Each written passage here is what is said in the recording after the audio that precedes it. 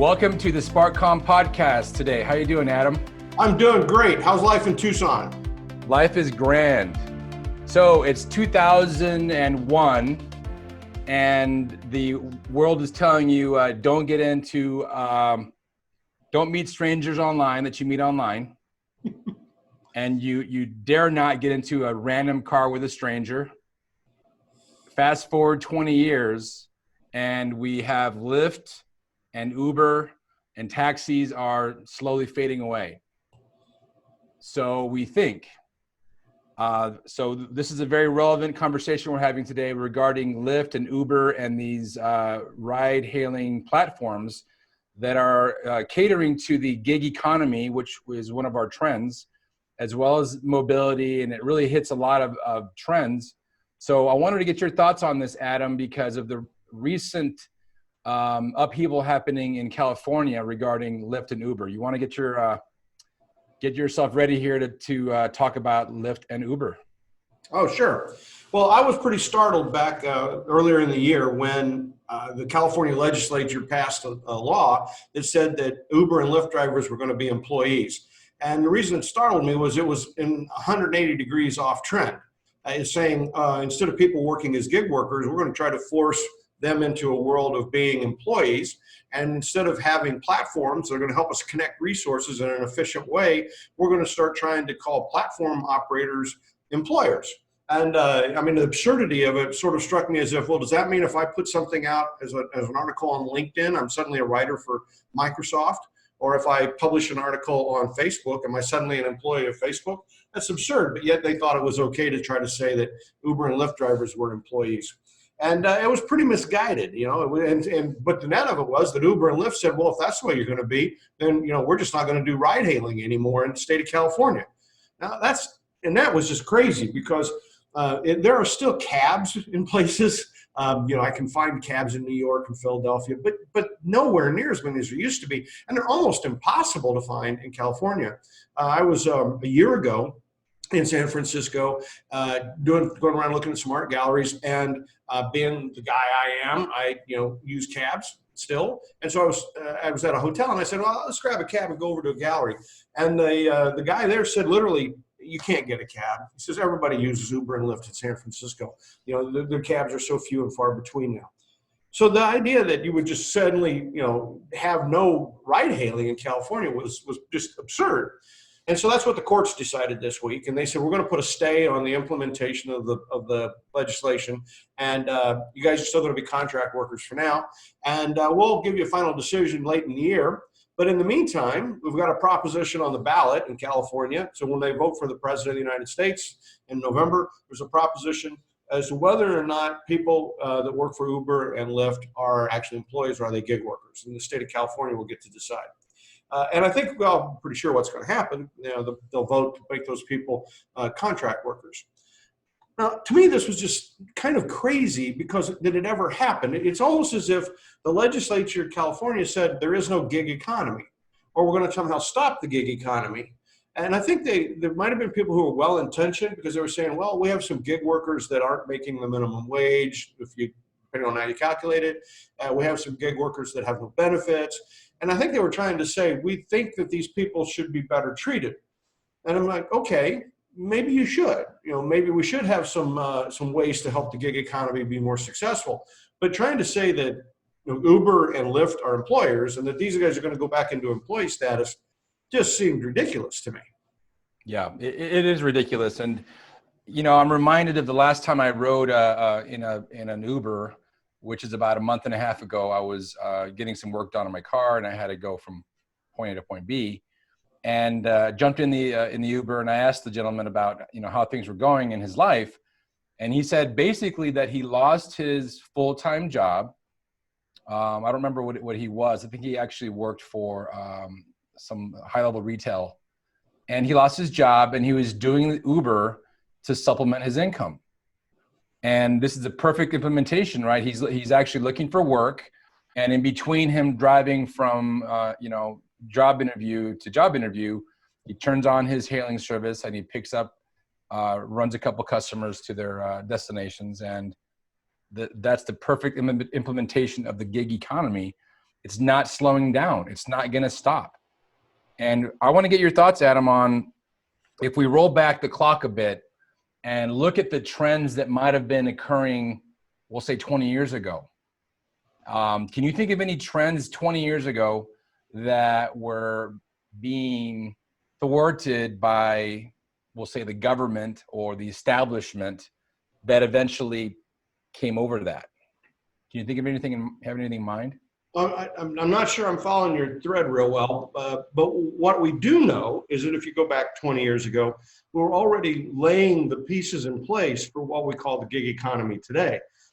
If you look, there was already this, how much time do people spend in an office?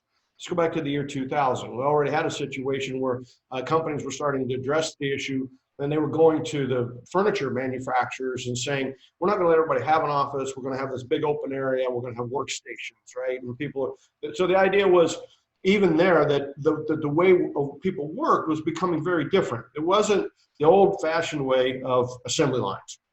You know, it was really people were working, they were managing, but what they were managing was a project. They were managing from a computer.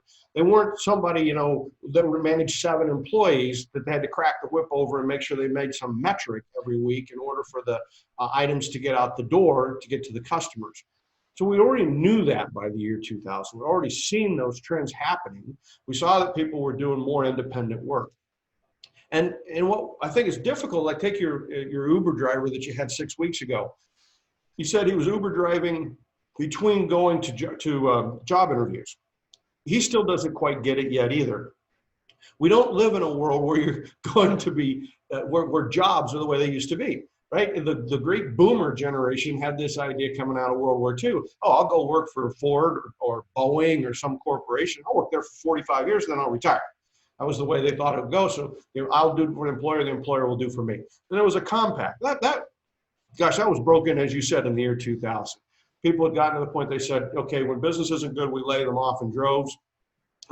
Union participation had peaked back in the 1960s. Union participation was already down. And now you have most people working in jobs that for which a union doesn't even make any sense in the old context. You know, and a union fits if you've got 14,000 people in a manufacturing plant trying to figure out how to get them there on time and how to treat them and how to pay them. But if you've got people that spend all their day looking at a computer screen, how does a union make sense, right? Because these people are doing a project for 6 months, a different project for 6 months. The job changes, the technology changes. So it's all very, very different than it used to be. And increasingly what the fellow that's driving the drove your Uber needs to realize, he needs to figure out what his skill is and then figure out how do I put that into the gig economy, you know? So let's go back to writers. Writers used to think I'll go to work for a publisher and I'll do my writing. And if I write books, I even will tend to write for the same publisher all the time. Well, now who are the publishers? They're all dead. Newspapers are pretty much gone. Magazines are gone, right? So the publishing world's gone. If you want to be a writer, you have to write yourself. You have to find your own audience. You have to do your own publishing. You know, write your own books and put them out on Kindle. Go through the Amazon process, right? It's now becoming that and how much you're going to get paid to be a writer is going to be dependent upon how many people read what you wrote, right? It's no longer that somebody's going to say, oh, that's really good stuff. We're going to give you $50, $60, $100,000 a year. It's going to be a matter of how many times do people click that article? How many times do people read that article? That's how you're going to get paid.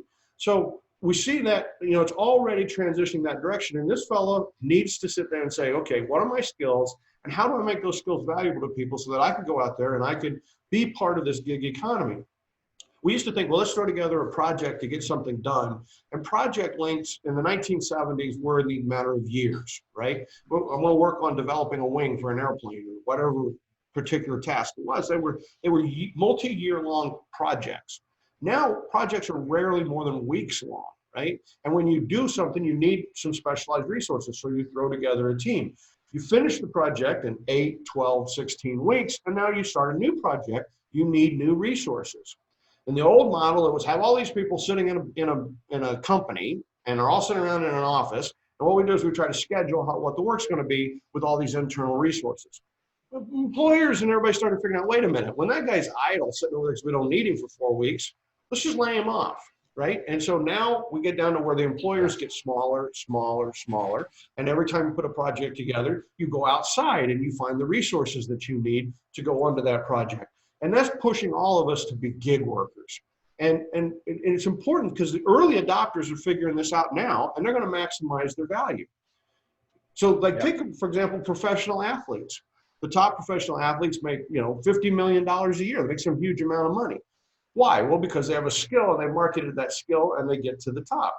The second string quarterback that's on a team that isn't winning, he's not making $50 million a year. He's probably not even making $2 million a year. And the fellow that's the second string down lineman, he's probably making the base minimum, which is, I think $250,000 a year that those guys get. Yeah. So there's a big variation, but that's a gig economy model, right?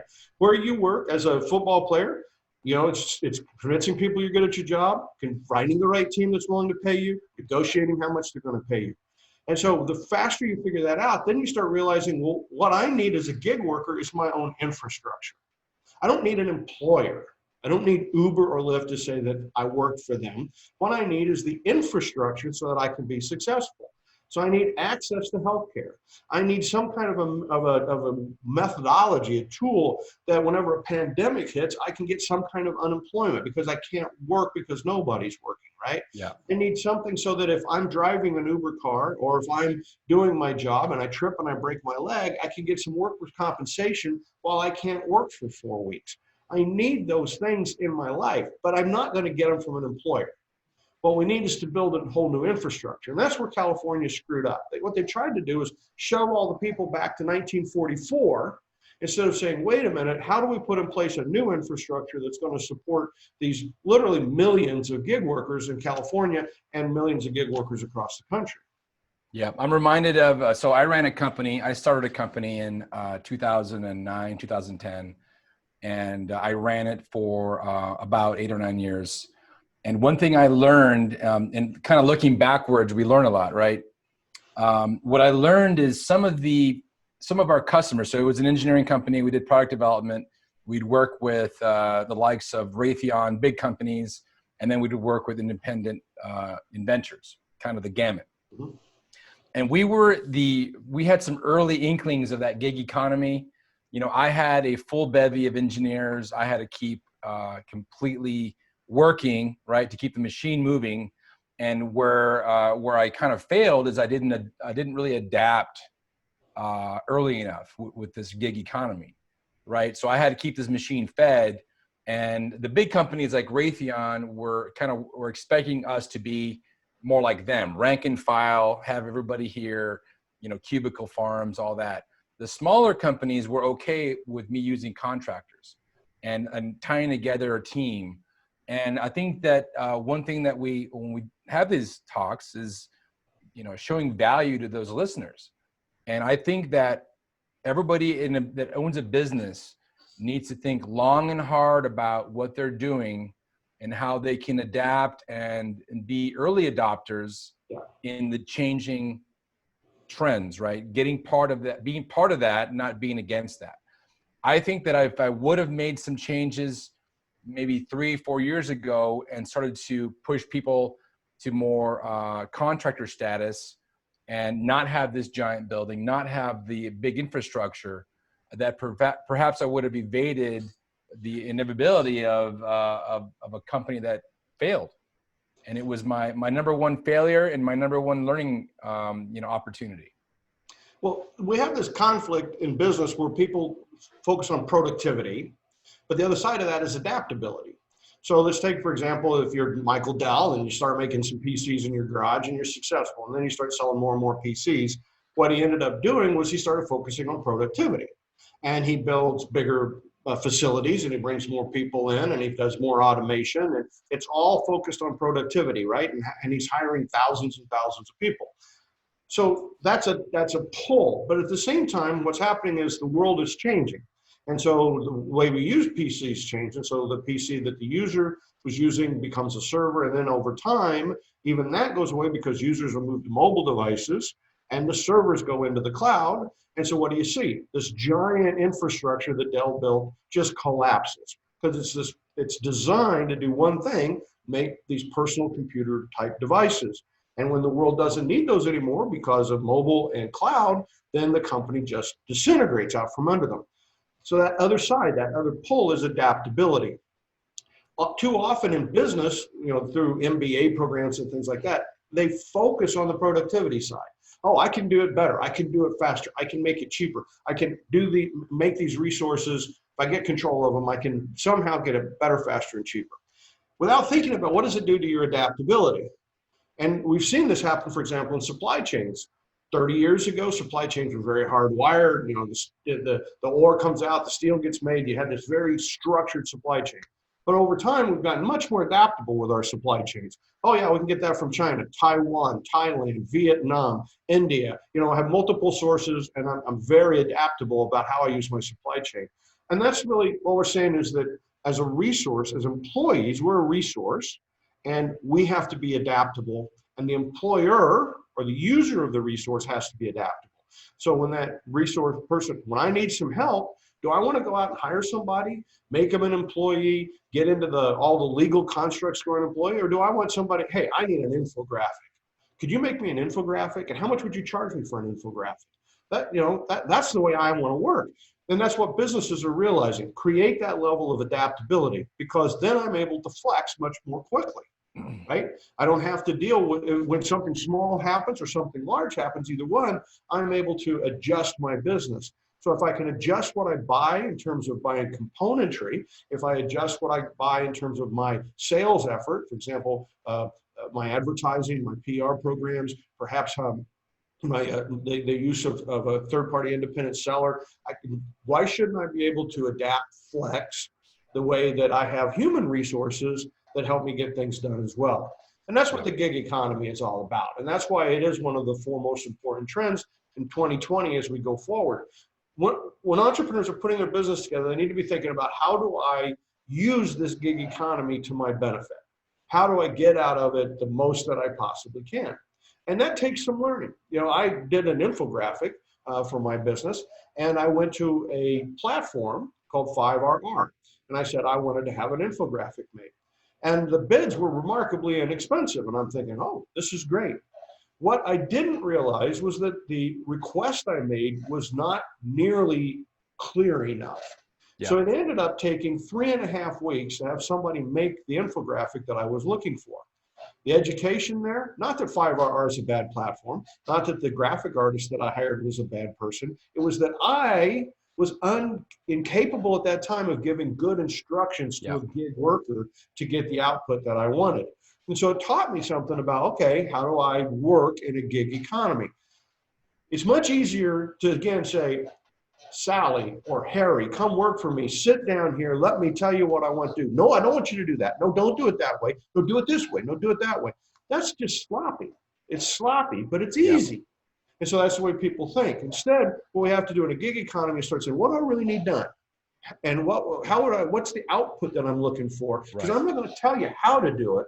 I'm going to tell you the output I want, and then I'm going to let the best gig workers figure out how to give me the best outcomes, and hopefully it'll be the most efficient method to get there.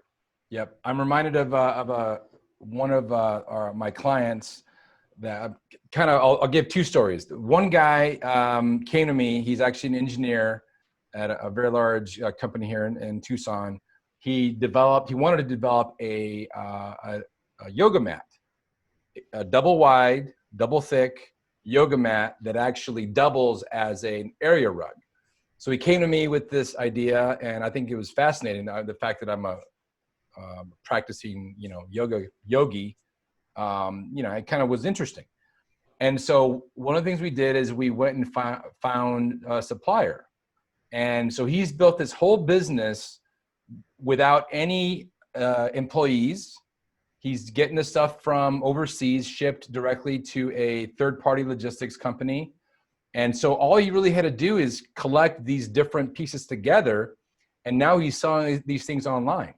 Yep. Very successful. And he's actually going to be doing some new designs. And he still has his day job, by the way, his day job, right? But his life goal is to be able to live off of this other company, live in a van, go surfing, whatever, right? He wants that lifestyle, and he's actually going to get it. I firmly believe he's going to get it. And then, so that's kind of like taking advantage of this gig economy. The other guy that I'll mention is taking advantage in a much different way. So he's a software engineer that joined a company that does software development for therapists.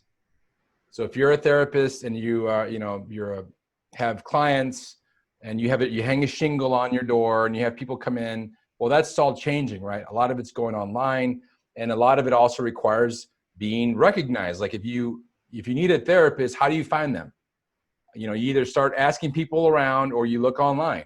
And so these therapists need an online presence. So his company is actually very successful, just had tremendous success going out and helping therapists get online. And I think we're going to see more and more of this, where the online is just, we talked about this in the past, is just the ante that you need to play the game. No longer can you survive, or at least thrive, by just hanging a shingle on your door, or putting one of those giant gorillas in front of your business. It's going to take more than that to be part of this new economy. Yeah. So again, we'll get back to the principles that we like to talk about for entrepreneurs. Always know the difference between your value proposition and your value delivery system. And so when we're talking about the gig economy, we're talking about how you build out your value delivery system. And the first one is your value proposition. Don't let the two get confused. I had a woman who I was working with about 18 months ago, and she told me she was selling girls' dresses. And it turned out she was selling dresses for she said girls, because her audience was people under the age of 18. And she was selling some jewelry and some other accessories with that. But the more I got to listen to her and understand, she had started this business by a lifestyle company. She was telling people stories about her life as a mom and the life of her daughters. And people were identifying with her. And she had started down that road. She got on Etsy. She was making these items. She was selling them. And then she started building up a group of suppliers that would make the items that she wanted as well. And people were connecting up with her stories. Well, her sales started to falter. And I went in and did a look, and sure as the world, she'd quit writing about herself. She'd quit writing about the stories of her and her daughters. And as she quit writing about them, her sales fell down. So she was blaming it on her suppliers and her products. And I said, wait a minute, the problem here is you're putting all your energy in your value delivery system, which are the dresses and the accessories, and you're missing your value proposition, which is people want to connect with your life, the lifestyle that you're talking about. You've got to get back over there. Well, then she said, well, the second problem, the reason I'm dealing so much time with my delivery system is because I went from nothing to a $6 million business. And I need to now get more control. So I've hired 11 people, and I think I'm going to bring my manufacturing back in-house. I'm going to start making the dresses in my location. And I was just like dumbfounded. I said, so you run into a problem delivering your product, and for that reason, you're going to completely change your value proposition. You're going to change everything you do. Go back again. What's your value proposition? Get that first. If there's demand for your items, then you want to have the most flexible capability of putting that together. Because you never know what's going to happen in the world. You never know when some new technology is going to come along, or fashion trends are going to change in a way that'll obsolete the particular resources you put in place to actually make those dresses, or to make the clothing that the people were wearing. I said, making clothing is your value delivery system. It's the lifestyle that's your value proposition, getting people connected with that. And that's the beauty of the gig economy, is that it really allows us to focus on our value proposition instead of spending so much time and putting so much energy and resource into creating and managing a value delivery system. I wonder how many businesses, well, I would venture to say a high percentage, don't truly understand their true value. They go back to the dog food bag company, right? We make dog food bags. Yeah. Not fully realizing what they do is they can sell dog food. They know how to sell dog food. Right. And, we talked with, you can imagine businesses can be very complex or very simple, but at the end of the day, there is a true value in their value delivery. How do you think that a company can evaluate their true value? We've talked about this a little bit about asking their customers, right? The problem with asking a customer what they value is they're going to usually tell you, I like your products at the price point. Yep. And you're not going to get a whole lot of better feedback than that. So you really have to get in there and say, how do the people use my product? What's the application of that use? And how happy are they with that application? And why is that good? Are they happy with that application because they feel like they're being more ecologically friendly? Are they happy with that application because it makes them feel pretty, or it makes them feel smart, or something like that? So we really have to spend more time thinking about how the products are used and the application of the product, and not thinking about just exactly the mechanics of what happens with it. And that's where a lot of people get the mistake. So I want to go back. So it was the unions who really pushed to get the legislation passed in California, because they're like, oh, you know what, if we get all these gig workers working for Uber and Lyft, then hey, this is great. We can unionize these people, right? So the unions like that idea. Not realizing that the unions are now way out of step. There's a reason that union membership has dropped dramatically. And it's not just some sociological thing of people hating unions. It's what are you giving me the value? So unions were created to help workers, protect them, right? Help you get a good, negotiate for a good wage, get you some health insurance, give you a safe working environment. That was why they were created. Safety, yep. But now it's evolved, right? Now what's happened is if I'm sitting in an office working at a computer screen, OSHA isn't quite the issue that it was if I was standing next to a metal press that was hammering away and could take my arm off in a nanosecond, right? So it's changed, but the unions are still stuck. There's still full lawyers out there dealing with labor laws, primarily oriented around industrial jobs in an industrial environment. The unions should sit back and say, wait a minute, what's our value proposition? To help workers, right? To help them negotiate. Okay, then step in, start giving that value to people. Start helping the gig workers get that infrastructure they need. Can you help them build out a healthcare programs? Can you help them build out some sort of compensation, a workers' compensation plan for injuries? Could you help them with safety issues? Look at it, instead of trying to force the gig worker into the union mold, the union is going to have to transition to help the gig worker. Otherwise, they're just going to continue down the road to obsolescence that they've been on for the last 30 years, right? Yep. So, I think one of the next talks we should have is about organizations like unions, like the Boy Scouts, that lost relevancy, right? I'm an Eagle Scout. I went through the Scout program, and it breaks my heart to see what's happening right now. I mean, I understand some of the legality stuff, and it is what it is, but it breaks my heart that they did not adapt. There's a person that I know that worked with the BSA to try to create something called STEM Scouts. So instead of survival skills and first aid and all that, there was a track they were creating for like makers, building little drones, doing all kinds of computer stuff. And I think they were too late in bringing that to market. And so we can have that talk later on, because I really want to dig deep into that. That one's personal. well, but it's a good point. A scout is what? A scout is cheerful, loyal, helpful, friendly, brave, clean, reverent. Remember, that's what a scout was about. Scouts. You almost got it right. You almost got it right. Been a long time.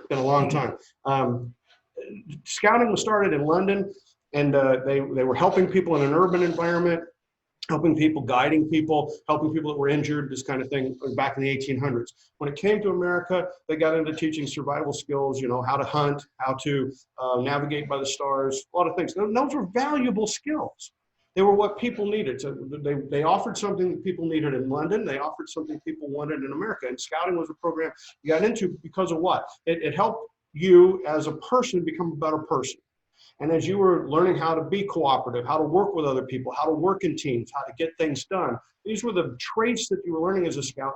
And you applied them through developing these skills that had a lot to do with survival skills.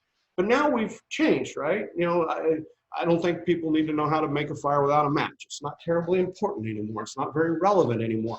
But that doesn't mean the whole idea of scouting is a bad idea, right? They should have evolved their value delivery system to help young people continue to achieve the things that they were looking for. Yeah. And how do I help young people become good people? How do I help them be the best person that they can be? That was the goal of scouting. And we get tied up in the value delivery system, and now the value delivery system becomes out of date, and they've completely forgot what the value proposition is, and next thing you know, the whole thing's just obsolete. going out of business. So we talked about unions, we talked about scouting. This is what can happen to any business, right? You can get so tied up in your value delivery system that you forget your value proposition. And it's why the gig economy is so important, because it really can help you focus on what's important to you, which should be your value proposition. Pick and choose your resources, pick and choose your gig people, learn how to use the best parts of the gig economy. That is going to help you be a lot more successful over the next decade than trying to go use old style industrial methods of getting things done. Exactly. I'm going to give the last couple minutes here to a shameless plug for our class that we're developing and helping people sort of think like an innovator. I mean, these topics we talk about on our podcast are very relevant to helping people reshape their mindset. It is a mindset change. You're not just having another idea and, oh, that's interesting. You've got to actually think differently and think like an innovator. So I'm excited to share with our viewing audience, listening audience, the progress on our class, and we'll be unfolding that in the next couple months here. So great. All right. Thanks for your time, Adam, and we'll talk to you next week. Thank you. Have a good one. All right. Take care. Bye-bye.